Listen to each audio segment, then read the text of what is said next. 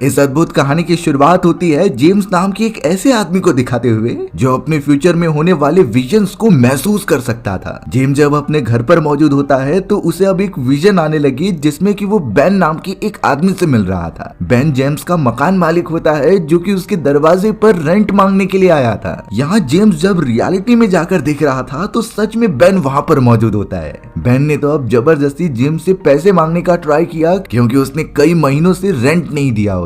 James ने तो यहाँ पर साफ कह दिया था कि उसके पास बिल्कुल पैसे नहीं है, अगर उसके पास जैसे पैसे आते हैं तो वो तुम्हें लौटा देगा। तभी अचानक जेम्स को एक और फ्यूचर विजन आता है जिसमें कि वो साफ साफ देख पा रहा था कि उसके हाथों में कुछ डॉलर्स मौजूद हैं, यानी कि जेम्स के पास कुछ डॉलर्स आने वाले हैं कुछ ही समय में। जेम्स ने इसीलिए कह दिया कि वो शाम तक पैसे लौटा देगा। अब जेम्स ने फ्यूचर विजन तो देख लिया था लेकिन उस समय पर उस मोमेंट पर प्रेजेंट रहना जरूरी है, इसीलिए वो अब बाहर की तरफ निकलने लगा। जेम्स जब अपने काम की तरफ बढ़ रहा होता है तभी उसकी नजर एक आदमी के ऊपर गई। वो आदमी तो एंजेला नाम की एक लड़की के साथ बदतमीजी कर रहा था, इसीलिए जेम्स उसे छुड़ाने के लिए जाता है। लेकिन अब उसके साथ एक और आदमी आ गया था जिसने कि जेम्स को धक्का दे दिया होता है और इन्हीं रीजंस की वजह से जेम्स का ध्यान भटक गया, जिससे कि वो बुरा आदमी जो एंजेला को छेड़ रहा था उसने जेम्स को जोरदार पंच मार दिया होता है। वो बुरा आदमी तो वहां से चला गया लेकिन उसका वॉलेट नीचे गिर जाता है। जेम्स ने जब उसे चेक किया तो उसमें सच में कई सारे डॉलर्स मौजूद थे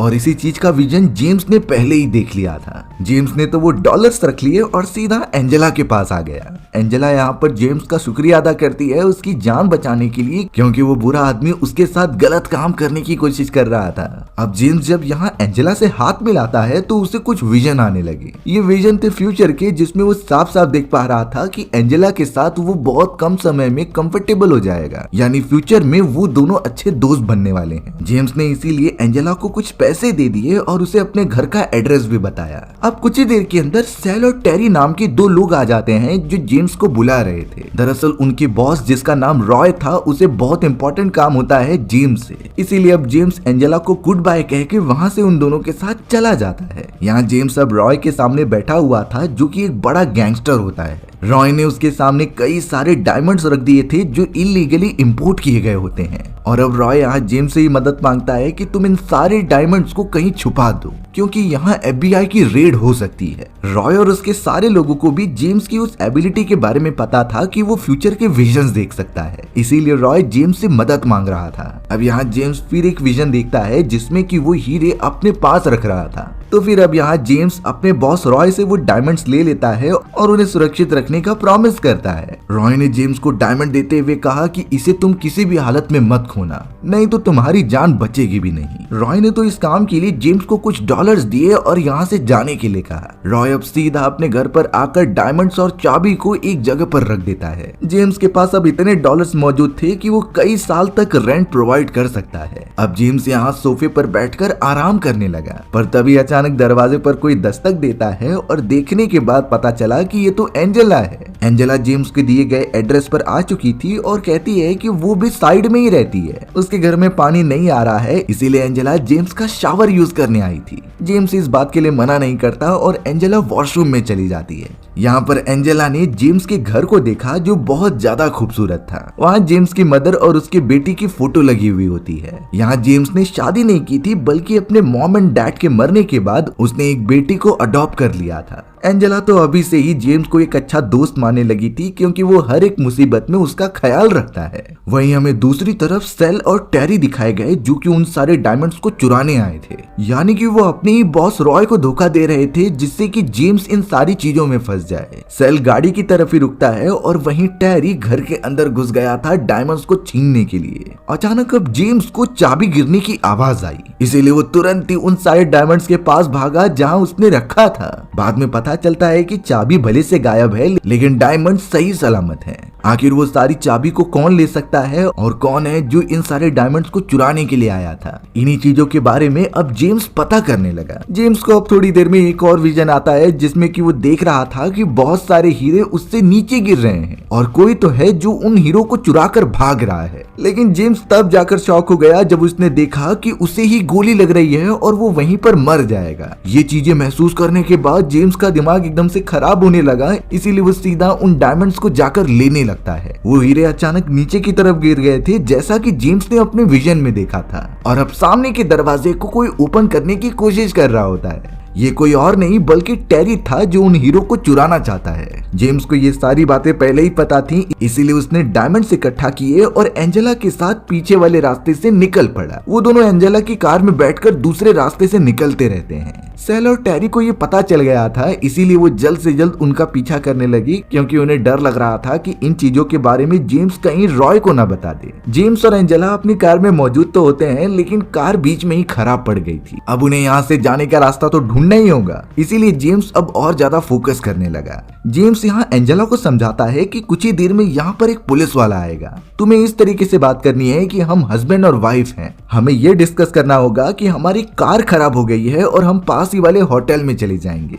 एंजेला को कुछ समझता नहीं, लेकिन थोड़े ही देर के अंदर वो पुलिस ऑफिसर वहाँ पर आ गया था। एंजेला ने सेम टू सेम वही चीजें की जैसा कि जेम्स ने कहा था, जिससे कि उस पुलिस वाले को उनके ऊपर शक नहीं होता और वो वहाँ से चला जाता है। एंजेला तो जेम्स से पूछने लगी कि आखिर तुम कौन हो, तुम्हें फ्यूचर में होने वाली ये सारी बातें कैसे पता चली। यहाँ जाकर जेम्स ने एंजेला को सब कुछ बता दिया था कि कैसे उसे फ्यूचर के विजन दिखाई देते हैं, यानी वो कुछ समय में होने वाली चीजों को पहले ही जान लेता था। अब सारी चीजें डिस्कस करने के बाद जेम्स और एंजेला सीधा चले जाते हैं पास ही वाले होटल में। जेम्स ने सभी डायमंड्स को एक तिजोरी के अंदर लॉक कर दिया था और कमरे को बंद करके एंजेला के साथ कुछ खाने के लिए आ गया। दोनों बैठकर खाते हैं और काफी सारी बातें डिस्कस करते हैं। अब यहाँ खाना खा लेने के बाद जेम्स और एंजेला वापस अपने होटल के रूम में आते हैं, पर जेम्स ने देखा कि रूम के अंदर कोई तो घुसा था जिसने सारी चीजें उथल पुथल करके रख दी हैं। तिजोरी के अंदर मौजूद वो डायमंड्स भी अब गायब हो चुके हैं। जेम्स इस बात से बहुत डर जाता है, इसीलिए उसने एंजेला को लिया और दूसरी कहीं जगह पर छुपने के लिए चला गया, क्योंकि इस जगह पर उनकी जान खतरे में है। जेम्स फिलहाल के लिए एलियट नाम के एक दोस्त के पास आ जाता है। एलियट जेम्स का बचपन का दोस्त था, जो उसकी एबिलिटी के बारे में पहले ही जानता है। जेम्स ने तो अपने दोस्त एलियट को सारी बातें समझा दी थी कि किस तरीके से उसे जो डायमंड दिए गए थे वो चोरी हो चुके हैं,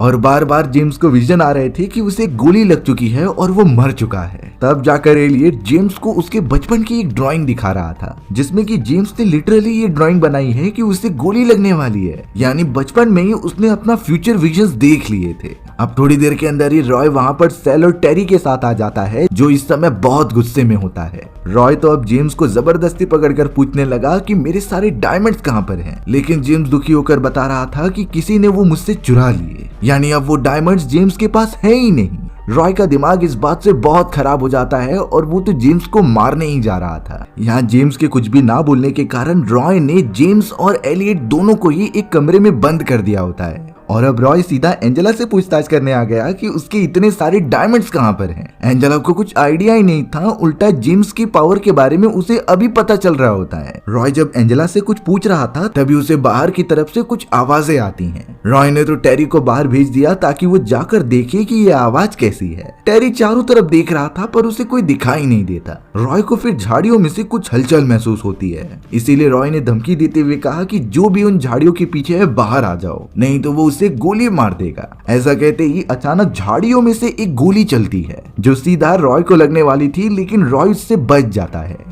वो बुलेट खिड़की पर लग गई थी, इसीलिए उसका डायरेक्शन डाइवर्ट हो गया। वहीं अब कमरे में बंद जेम्स लगातार रॉय से यही कह रहा था कि तुम एंजेला को कुछ मत करना क्योंकि वो निर्दोष है, वो सिर्फ और सिर्फ मेरे साथ दे रही थी। अब उस पूरे हड़बड़ी के कारण एंजेला को लगता है कि ये एक अच्छा मौका है यहाँ से भागने का। उसने एक सीजर अपने हाथ में ले लिया प्रोटेक्शन के लिए और सीधा हमला करने के लिए चली गई रॉय के ऊपर, पर रॉय के पास तो गन मौजूद थी। उसने तुरंत ही ट्रिगर दबा दिया और वो सीधा जाकर एंजेला को लग जाती है। एंजेला बहुत बुरी तरीके से गिरकर मारी गई थी। ये सारी चीजें जेम्स अपने कमरे में देख रहा था, लेकिन वो कुछ कर भी नहीं पाता। जेम्स का दिमाग फटा जा रहा था और वो बहुत ज्यादा रोने लगा। तभी उसी कमरे में मौजूद एलियट अजीब तरीके के इंजेक्शन प्रिपेयर कर रहा होता है। उसने इंजेक्शन को तैयार किया और सीधा जेम्स की बॉडी में डालने लगा। जेम्स कुछ नहीं समझ पाता और उस मोमेंट के लिए उसके दिमाग में बहुत सारे फ्लैशबैक्स आने लगते हैं। जेम्स कुछ ही समय के लिए उस रूम के अंदर बेहोश हो चुका था। थोड़ी देर में जब जेम्स अपनी आंखें खोलता है तो उसे अपने गले से वो इंजेक्शन दिखाई दिया। वो कमरा पूरा खाली था और एलियट वहां से गायब हो चुका था।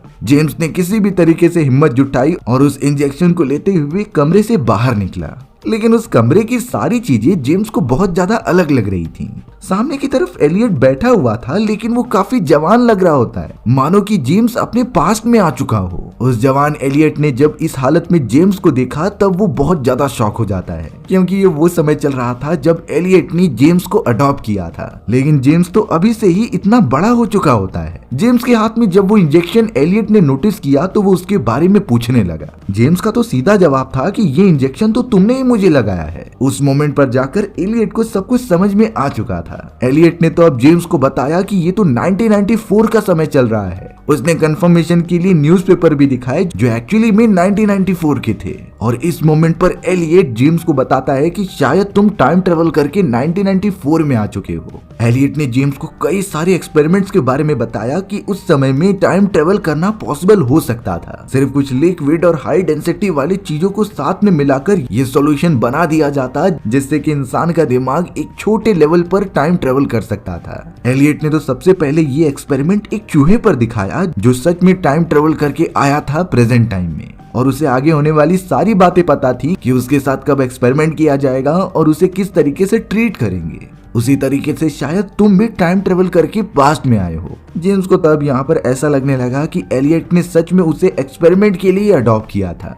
पर एलियट यहाँ जेम्स से एक सच्चाई बताता है। वो कहने लगा कि तुम पहले से ही जानते थे कि मैं तुम्हें अडॉप्ट करने वाला हूँ, इसीलिए तुम खुद को अडॉप्ट कराने के लिए मेरे पास आए थे। जेम्स का दिमाग अब सच में चकराने लगा था। थोड़ी देर के अंदर वहाँ पर छोटा वाला जेम्स आ जाता है जो काफी प्यारा था। यहाँ जेम्स को थोड़ा समझ में आता है कि उसने अपने विजन में अपने मरने के सीन्स देखे थे, लेकिन जब वो एंजेला से मिला तो वो सारे फ्यूचर विजन चेंज हो गए। रिजल्ट ये हुआ कि जेम्स के मरने के बजाय एंजेला ही मर चुकी थी। पर इसके पीछे आखिरकार और कितने राज हैं, इन्हीं चीजों के बारे में जेम्स को पता करना था। अब यहाँ जेम्स को एलियट द्वारा बताई गई सारी बातें समझ में आ जाती हैं, इसीलिए जेम्स ने डिसाइड किया कि वो एंजेला की जान बचा कर रहेगा। जवान वाले एलियट से उसने वो टेक्नोलॉजी मांगी और वो लिक्विड अपने बॉडी में इंजेक्ट कराया, जिससे कि वो अपने पास्ट के उन मोमेंट्स में जा सकता है और वहाँ की सारी चीजें चेंज कर सकता है। एलियट ने वो लिक्विड निकाल लिए थे और लगाने से पहले वो जेम्स को समझाता है कि इसका तुम्हें एक ही ड्रॉप लेना है और इसके बाद तुम्हें अपने पास्ट में हुए उस मोमेंट को इमेजिन करना होगा, जिससे कि तुम वहां पहुंच जाओगे। अगर ज्यादा डोज ले लिया तो इसका कुछ अपोजिट रिएक्शन हो सकता था। फिर जेम्स को किस टाइप के कॉन्सिक्वेंसेस झेलने पड़ेंगे ये तो एलियट को भी नहीं अंदाजा, पर जेम्स को किसी भी हालत में एंजेला को बचाना था। इसीलिए जेम्स ने अब बिना देरी किए अपने बॉडी में वो लिक्विड डाला और सीधा टाइम ट्रेवल करते हुए पहुंच गया था उस मोमेंट पर जब पहली बार एंजेला जेम्स के घर पर आ रही थी। अब यहाँ पर जो जेम्स टाइम ट्रेवल कर रहा है उसे हम स्ट्रॉन्ग जेम्स नाम से बुलाएंगे और वहीं दूसरा जेम्स वीक जेम्स होगा।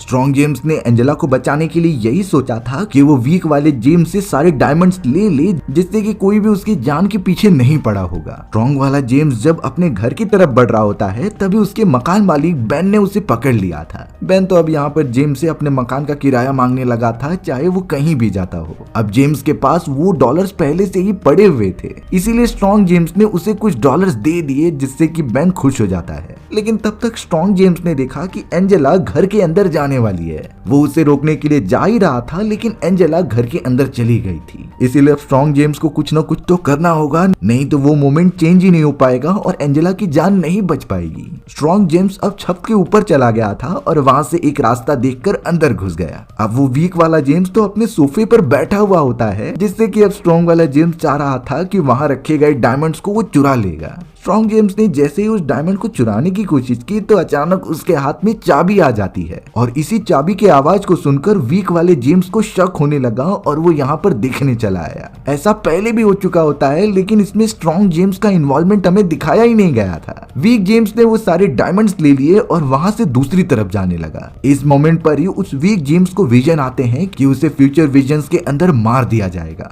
जिस वजह से वो बहुत ही ज्यादा पैनिक हो जाता है और डायमंड्स को गलती से गिरा देता है। वीक वाला जेम्स सब कुछ समझ चुका था, इसीलिए वो डायमंड्स को इकट्ठा करके एंजेला को वहां से लेकर भागने लगता है। बाहर की तरफ से उस मोमेंट पर टेरी अंदर घुसने की कोशिश कर रहा था, जिसे कि ऑब्वियसली वो डायमंड्स चाहिए थे जेम्स से। वो स्ट्रॉन्ग वाला जेम्स तो अभी भी घर के अंदर छुपा हुआ होता है। वो जब बाहर निकला तो सेल और टेरी उसका पीछा करने लगे थे। स्ट्रॉन्ग वाला जेम्स तो बेकार में फंस गया और अपनी जान बचाकर वो वहां से भागने लगा। अब आगे कोई रास्ता ना होने के कारण वो डस्टिंग एरिया में आ जाता है और वही टाइम ट्रेवल वाला लिक्विड अपने बॉडी में फिर से इंजेक्ट करता है। थोड़े समय में जब सेल और टेरी वहां पहुंचते हैं तो उस जगह से स्ट्रॉन्ग वाला जेम्स गायब हो चुका था। उन्हें क्या पता कि स्ट्रॉन्ग वाला जेम्स टाइम ट्रेवल करके कहीं और पहुंच चुका है। वो स्ट्रॉन्ग वाला जेम्स अब अपनी आंखें खोलता है उस रेस्टोरेंट के अंदर जहाँ पर वीक जेम्स और एंजेला खाना खा रहे थे। स्ट्रॉन्ग जेम्स तो वहाँ पर एक वेट्रेस से टकरा गया था जिसके ऊपर अब एंजेला की नजर पड़ने वाली थी, पर वो उसे नजरअंदाज कर देती है। स्ट्रॉन्ग जेम्स तो अब सीधा वहाँ से उस कमरे की तरफ आ गया जहाँ वीक जेम्स और एंजेला रुके हुए थे, बट उसके पास रूम की चाबी नहीं होती तो वो उस दरवाजे को ओपन नहीं कर पाता। लेकिन अगले मोमेंट में सेल और टेरी उसे ढूंढते हुए वहाँ पहुंच जाते हैं, जिन्होंने दरवाजा तोड़ दिया और सारे सामान उथल पुथल करने लगे। उन दोनों ने तो स्ट्रॉन्ग जेम्स से डायमंड के बारे में पूछा जिससे कि वो तिजोरी निकालकर उन्हें दे देता है, पर स्ट्रॉन्ग जेम्स को वहाँ से भागना था, इसीलिए वो एक कांच का टुकड़ा लेकर सीधा टेरी के सर पर मारता है और उसकी गन लेकर सेल पर पॉइंट कर देता है। अब गन मौजूद होने के कारण वो दोनों कुछ नहीं कर पा रहे थे, तो अगले ही मोमेंट में जेम्स ने सारे डायमंड्स उठाए और वहां से लेकर उन्हें भाग गया। सेल और टेरी अपने बॉस रॉय को कॉल करके बता देते हैं कि जेम्स वो सारे डायमंड्स लेकर भाग चुका है और वो शायद हमें डायमंड्स वापस लौटाएगा भी नहीं। इसीलिए जब इस मोमेंट के बाद वीक वाला जेम्स और एंजेला अपने रूम में वापस आते हैं तो उन्हें पूरी चीजें तहस नहस मिली थी और फिर रॉय उसे अपने साथियों के साथ पकड़ने के लिए आ गया। भले ही स्ट्रॉन्ग वाला जेम्स अपने पास्ट को बदलने की कोशिश कर रहा था, लेकिन एक तरीके से वो उसका ही एक पार्ट बन जाता है। मतलब कि वो पास्ट की कोई भी चीजें चेंज नहीं कर पा रहा था, बल्कि उसका एक महत्वपूर्ण हिस्सा बन जाता है। अब स्ट्रॉन्ग जेम्स सीधा एलियट के घर पर निकल पड़ा था और उसे जाकर सारी चीजें समझाता है। स्ट्रॉन्ग जेम्स को पता था कि वीक जेम्स अब एलियट के घर पर ही आने वाला है, इसीलिए स्ट्रॉन्ग जेम्स ने एलियट को वो सारे डायमंड्स दे दिए थे और उसे समझाया था कि जब रॉय और बाकी लोग उसके पास आ जाएं तो वो डायमंड्स रॉय को वापस लौटा देगा। स्ट्रॉन्ग जेम्स ने वो सारे डायमंड्स बेड के नीचे छुपा दिए होते हैं। स्ट्रॉन्ग जेम्स पीछे की तरफ छुप गया था, जिसके थोड़ी ही देर बाद वीक जेम्स एंजेला को लेकर एलियट के घर पर आ गया। सारी चीजें उसी तरीके से हो रही थी जिस तरीके से पास्ट में घटित हुई होती हैं। कुछ ही मिनटों के अंदर वहां एंट्री होती है रॉय और उसके दोनों साथियों की। रॉय एलियट और वीक जेम्स से इन्वेस्टिगेशन करने लगा कि उसके हीरे कहां पर मौजूद हैं। एलियट स्ट्रॉन्ग जेम्स के बताए गए अनुसार रॉय को वो डायमंड देने के लिए आगे बढ़ता ही है, लेकिन रॉय ने एलियट पर हमला करके उसे बेहोश कर दिया था। वो तो अब वीक जेम्स और एलियट को एक कमरे में बंद कर देता है और डायरेक्टली आकर एंजेला से पूछताछ करने लगता है। वहीं स्ट्रॉन्ग जेम्स ने बाहर खड़ी हुई रॉय की कार में से एक गन लिया और झाड़ियों के पीछे जाकर सारी चीजें देखने लगा। स्ट्रॉन्ग जेम्स झाड़ियों से कुछ आवाजें करता है जिसे देखने के लिए रॉय ने अपने आदमियों को भेज दिया था, पर अब रॉय ने भी झाड़ियों की तरफ देखना स्टार्ट कर दिया, जिसमें कि अब स्ट्रॉन्ग जेम्स गन की मदद से उसके ऊपर निशाना लगाने की कोशिश कर रहा था। पर अचानक अब एक गोली डायरेक्टली आकर स्ट्रॉन्ग जेम्स के हाथ में लगती है। वो बहुत ही ज्यादा दर्द में था, इसीलिए उसने सोचा कि वो रॉय को मारकर किस्सा ही खत्म कर दे, पर उसके हाथ में भी गोली लगने के कारण डायरेक्शन बदल गया और वो गोली सीधा विंडो पर जाकर लग जाती है।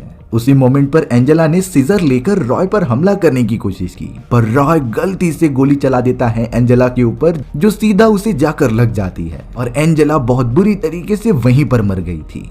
स्ट्रॉन्ग जेम्स भी अब यहाँ बहुत घायल हो चुका था और उसे समझ जाता है कि वो इस बार भी एंजेला को नहीं बचा पाया। स्ट्रॉन्ग जेम्स ने तुरंत ही इंजेक्शन को निकाला और उसे अपने बॉडी में लगा दिया, जिससे कि वो वहां से गायब होकर वापस टाइम ट्रेवल करने लगता है। उसी मोमेंट पर हमें वो सीन दिखाया गया था जब वीक जेम्स को एलियट ने वो इंजेक्शन शुरुआत में लगाया होता है। अब यहाँ स्ट्रॉन्ग जेम्स टाइम ट्रेवल करते हुए उस समय में पहुंच गया था जब जेम्स एंजेला से मिला भी नहीं होता। टाइम ट्रेवल की इतनी ज्यादा डोजेस लेने के बाद स्ट्रॉन्ग जेम्स की हालत खराब होती है और वो वॉमिटिंग करने लगता है। स्ट्रॉन्ग जेम्स लगातार वॉमिटिंग कर रहा था और उसके पीछे से तो उस टाइमलाइन का जेम्स जा रहा होता है, जिसकी नजर स्ट्रॉन्ग जेम्स पर जाती भी है, पर वो उसे एक भिखारी आदमी समझकर आगे बढ़ जाता है। स्ट्रॉन्ग जेम्स की हालत सच में बहुत खराब थी और वो किसी भी हालत में एंजेला को बचाना चाहता था। स्ट्रॉन्ग जेम्स सबसे पहले अपने घर पर पहुंचा और हाथ पर लगे हुए जख्म को अच्छी तरीके से मरहम पट्टी करने लगा। जेम्स की ये एक आदत थी कि वो जब भी कोई फ्यूचर इंसिडेंट देखता तो वो अपने घर की एक दीवार के ऊपर लाकर उसे सारी चीजें लिख देता, जिससे कि आगे चलकर वो उन विजन्स को भूले ना। स्ट्रॉन्ग जेम्स ने वो बात भी दीवार पर लिख दी थी कि कैसे वो इस बार एंजेला को बचाने में नाकामयाब हो गया, लेकिन उसे ट्राई तो करना ही होगा जिससे एंजेला की जान बच जाए।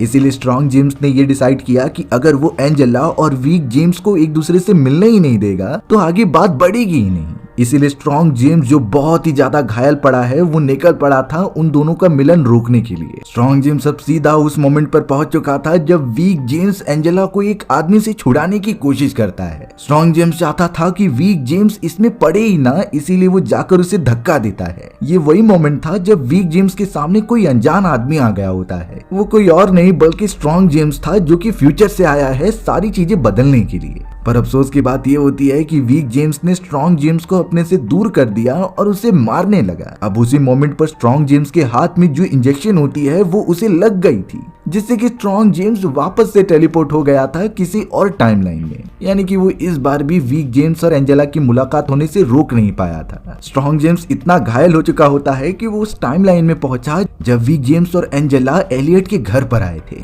वहां के कोने में जाने पर जब उसने कुछ आवाजें की तो एलियट उसे आकर देखने लगता है। स्ट्रॉन्ग जेम्स एलियट को बता रहा था कि चाहे मैं कुछ भी कर लूं पास्ट चेंज नहीं कर पा रहा हूं और शायद एंजेला को भी नहीं बचा पाऊंगा। लेकिन एलियट यहाँ पर जेम्स को समझा रहा था कि तुम्हें ये चीजें करनी होंगी, नहीं तो एंजेला की जान नहीं बच पाएगी। अब उसी मोमेंट पर रॉय और उसके सभी साथी एलियट के घर पर आने लगे थे, इसीलिए स्ट्रॉन्ग जेम्स उनसे छुपने के लिए घर के पीछे वाले रास्ते की तरफ जाने लगा। स्ट्रॉन्ग जेम्स कुछ ही देर के अंदर कूड़े के डब्बों से टकरा कर नीचे गिर जाता है, जिसकी आवाज रॉय ने सुन ली थी और इसीलिए उसने अपने एक आदमी को बाहर देखने के लिए भेजा था। हमें पता चला कि यहाँ पर एक और टाइमलाइन का जेम्स मौजूद है जो अभी अभी झाड़ियों के पीछे गन लेकर छुपा हुआ है। ये घायल पड़ा हुआ स्ट्रॉन्ग जेम्स जो कि अभी कचड़े के डिब्बे से टकराया था, ये किसी दूसरे टाइमलाइन का है। टेरी ने जैसे ही घायल पड़े हुए जेम्स को देखा तो वो उसे मारने के लिए आगे बढ़ा, पर स्ट्रॉन्ग जेम्स किसी भी हालत में एक वेपन उठाता है और सीधा टेरी के सर पर हमला करता है। टेरी के पास जो गन मौजूद थी नीचे गिरने के बाद उससे एक गोली चलती है जो सीधा उस जेम्स के हाथ पर जाकर लग गई थी जो झाड़ियों के पीछे गन लेकर छुपा हुआ था, और इसी की वजह से शायद उस वीक वाले जेम्स का निशाना चूक जाता है। स्ट्रॉन्ग जेम्स सीधा अंदर की तरफ भागा एंजेला को बचाने के लिए और वो रॉय की गन पकड़कर उसका डायरेक्शन कहीं और ही कर देता है। लेकिन रियलिटी ये थी कि रॉय एंजेला को कभी मारना ही नहीं चाहता था। ये तो स्ट्रॉन्ग वाला जेम्स है जिसने की गन का डायरेक्शन चेंज किया और सीधा गोली निकलकर एंजेला को लग जाती है, यानी कि एंजेला फिर भी मारी जा चुकी थी। अचानक अब एक गोली स्ट्रॉन्ग जेम्स को आकर लग जाती है और वो नीचे गिर जाता है। रॉय तो जेम्स से माफी मांगने लगा क्योंकि उसने तो ये गोली चलाई ही नहीं, ये गोली कहीं बाहर से आकर लगी हुई है। थोड़ी देर के अंदर वहां सेल आ चुका था जिसके हाथ में डायमंड्स मौजूद होते हैं। उसने ये सारे डायमंड्स रॉय को दे दिए थे। अब यहाँ स्ट्रॉन्ग जेम्स मरते हुए रॉय को सिर्फ एक ही बात बताकर जा रहा था कि सेल और टेरी पर भरोसा मत करो, वो तुम्हें मारकर सारे डायमंड्स हथियार लेंगे। जेम्स की ये बात सुनकर रॉय गुस्सा हो गया और सेल को पकड़कर सच्चाई पूछने लगा। तभी एंट्री होती है टेरी की जिसके हाथ में गन मौजूद था और उसने तुरंत ही रॉय को शूट कर दिया। यानी जेम्स की कही गई बात सच हो जाती है और यहाँ सेल और टेरी सारा डायमंड्स लेकर वहां से चले गए थे। अब यहाँ एक आखिरी बार मरते हुए जेम्स ने वो इंजेक्शन अपने बॉडी में लगाया और टाइम ट्रेवल करते हुए उस मोमेंट पर आ गया जब एलियट एकदम जवान हुआ करता था। वो अपने एक्सपेरिमेंट पर लगा होता है, तभी उसकी नजर घायल पड़े हुए जेम्स पर पड़ी। स्ट्रॉन्ग वाला जेम्स मरते हुए एलियट से सिर्फ इतना कहता है कि एक लड़का अनाथ हो चुका है। वो उसे अपना एड्रेस बता रहा था और कहता है कि तुम जाकर उसे अडॉप्ट कर लो। साथ ही साथ जेम्स अपने बारे में बता रहा था कि मैं बहुत ज्यादा बदनसीब हूँ, मैं कुछ भी चेंज नहीं कर पाया सारी चीजें पता होने के बावजूद भी। ऐसा कहते ही जेम्स की वहीं मृत्यु हो जाती है। एलियट को अब जेम्स के बॉडी में से वही सीरम मिल चुके थे जिसके ऊपर वो काम कर रहा था, यानी कि फ्यूचर में जाकर एलियट के पास इसी वजह से ही वो टाइम ट्रेवल वाले सीरम मौजूद होंगे। एलियट अब बताए गए एड्रेस की तरफ जाने लगा और उस बच्चे को अडॉप्ट करने का ट्राई करता है। वहीं अब हमें एक दूसरी टाइमलाइन का जेम्स दिखाया गया जो कि रॉय के ऊपर हमला करता है जब वो गोली चला रहा था एंजेला के ऊपर। अब ये गोली सीधा जाकर एंजेला को लगती तो है लेकिन उसका थोड़ा डायरेक्शन चेंज हो गया था, इसी वजह से एंजेला को गोली कंधे पर लगती है ना कि उसके दिल पर। एंजेला वहीं पर गिर गई और तड़पने लगी, पर खुशकिस्मती की बात ये थी कि एंजेला अभी भी जिंदा होती है। हमें तो एक और जेम्स दिखाया गया जो झाड़ियों के पीछे मौजूद था और वो अपने आप को इंजेक्शन लगाकर दूसरे टाइमलाइन में जाने ही वाला था, पर उसे अचानक एंजेला की चिल्लाने की आवाज आने लगी। जेम्स तुरंत से उस इंजेक्शन को छोड़कर सीधा अंदर की तरफ जाता है और देखता है कि एंजेला जिंदा है, यानी कि एंजेला की जान बच चुकी है इस छोटे से चेंज की वजह से। जेम्स ने इतनी सारी पॉसिबिलिटीज देख ली थी लेकिन आखिरकार एक पॉसिबिलिटीज में एंजेला की जान बच ही गई। भले ही एक टाइमलाइन वाला जेम्स ने अपनी जान दे दी लेकिन दूसरे टाइमलाइन वाले को अपनी एंजेला भी मिल चुकी होती है। जेम्स अब एंजेला का ट्रीटमेंट करता है और दोनों साथ साथ रहने लगे थे और हमारी ये दिमाग चकरा देने वाली कहानी यहीं खत्म हो जाती है। सो व्यूअर्स, आपको ये स्टोरी कैसी लगी कमेंट सेक्शन में बताना भूलना मत। और अगर आपको मेरा एक्सप्लेनेशन 1% भी अच्छा लगा होगा ना तो वीडियो को लाइक एंड चैनल को सब्सक्राइब जरूर कर देना। मिलते हैं इसी तरीके की मजेदार वीडियोस में, तब तक के लिए बाय बाय।